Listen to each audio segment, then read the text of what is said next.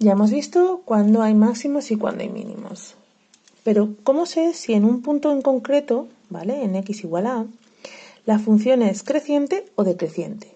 Vale, hemos dicho que la derivada me dice la pendiente de la recta tangente. Si yo en ese punto la pendiente es positiva, es decir, hace así, yo sé que mi función tiene que ser creciente, mientras que si la pendiente es negativa, la recta va hacia abajo, la función será decreciente. Como hemos dicho que la pendiente nos la da la derivada de la función, pues es tan sencillo como si la derivada de la función en ese punto es mayor que 0, en ese punto, ¿vale? F será creciente.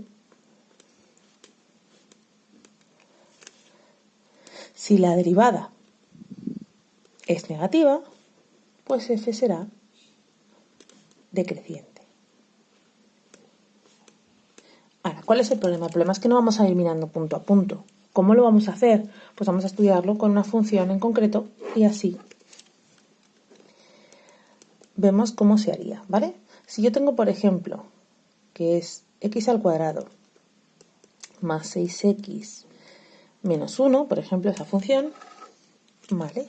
Lo primero que hago es calcular la derivada. Calculamos la derivada y me queda 2x más 6, que es muy sencillita. Vamos a ver cuando esa derivada es 0, ¿vale? Vamos a ver los máximos y los mínimos.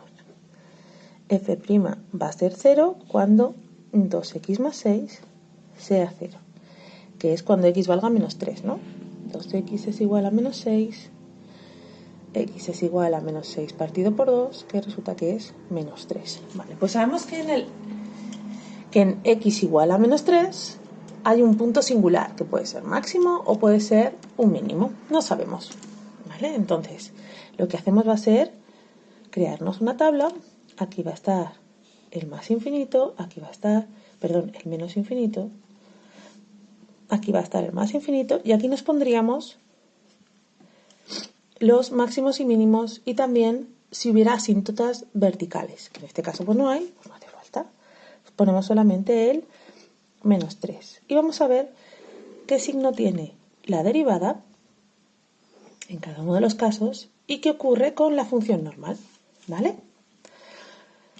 Resulta que si yo cojo un punto que esté entre menos infinito y menos 3, por ejemplo, el menos 4, voy a mirar el signo que tiene la derivada.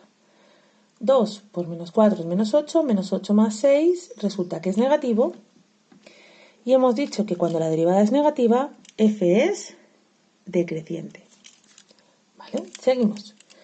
Si cojo un punto que esté entre el menos 3 y el más infinito, por ejemplo, uno que es muy fácil, que es el 0, resulta que me queda que la derivada es positiva. Si la derivada es positiva, la función será creciente. Luego, ¿qué ocurre en el menos 3? Que si la función hace así, es un mínimo. Luego, f es decreciente en menos infinito, menos 3. Y no se cogen nunca estos puntos, ¿vale?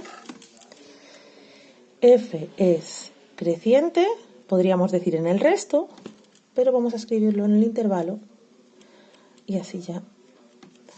Y F tiene un mínimo